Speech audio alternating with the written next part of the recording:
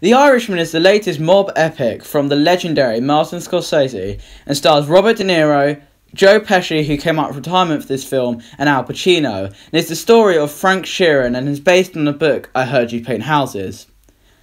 This was my first experience with Scorsese, and I'm desperate to watch every single one of his films after this one, as this is an utterly stunning, slow, and reflective work that takes its time and is an outright masterpiece in every single sense of the word.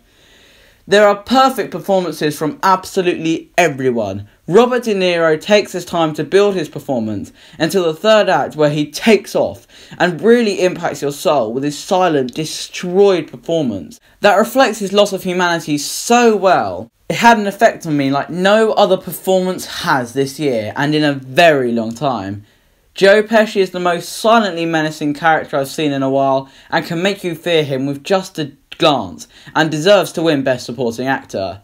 And Al Pacino is wonderfully and charmingly stubborn as Jimmy Hoffa, and the rest of the supporting cast is pitch perfect.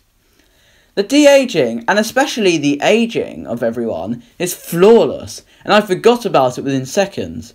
You can see every pore and wrinkle, and it is some of the best de-aging in ages.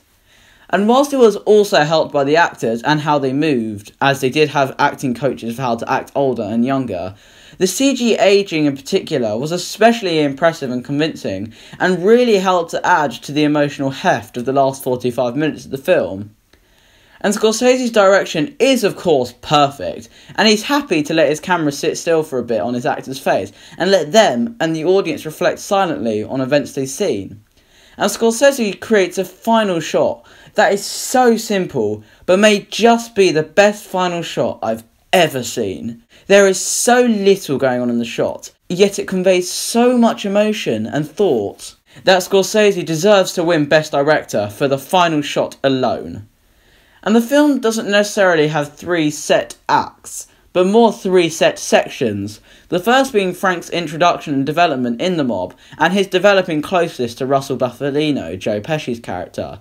The second is when Frank and Jimmy Hoffa become close, as well as the developing situation around Hoffa's election and his problems with members of his union, and eventually the mob, which gets involved in this. And the third act is the slowest and more reflective part of the film, that focuses on losing one's humanity, life, and those closest to you, and what effect that has on us as humans and as people. The first section is a lot of fun, and absolutely flies by, and you can tell Scorsese is having lots of fun doing the stuff that he used to do with Goodfellas and Casino. The second section loses itself a bit, and focuses more on Hoffa's part of the story than I would have liked, but picks up when the mobs come back into it. And the third section is so silently devastating, and is a masterclass in how a slow build-up over the long runtime leads to the strongest emotions for the viewer, as it certainly elicited extremely strong emotions from me, and is by far the best part of the film. The dialogue and script is brilliantly written, and is really well paced. And the film does feel slow, and the slow pace most definitely works in its favour, especially for that last section. But it feels more like 2 hours 50/55, rather than 3 hours and a half, which is a huge amount of time lost in translation, so the script deserves major praise for that. And there are some really brilliant, nerve-wracking scenes from the 2 hour 10 minute mark onwards especially, with one of my favourite sequences being at a party where tensions rise between Frank, the mob, and Hoffa. They're brilliantly handled by Scorsese and brilliantly acted by everyone, and truly shows how he is a master of tension and these crime, mob, epic films.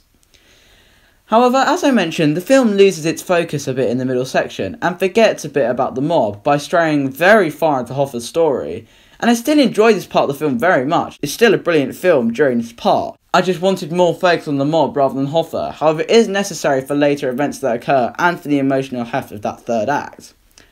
However, the film does regain itself with a stunning, devastating final 45 minutes that are Scorsese at his best and most reflective, and this is completely what propels the film to make The Irishman one of the best films I've ever seen.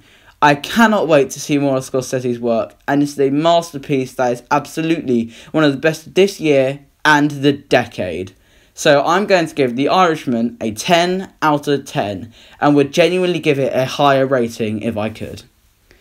That was my review of The Irishman, guys. I highly recommend watching it on Netflix, and do get a Netflix subscription just to watch it, because it is that worth it.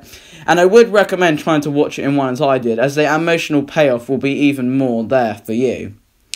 That was my review of The Irishman, guys, and I hope you enjoyed it. Goodbye.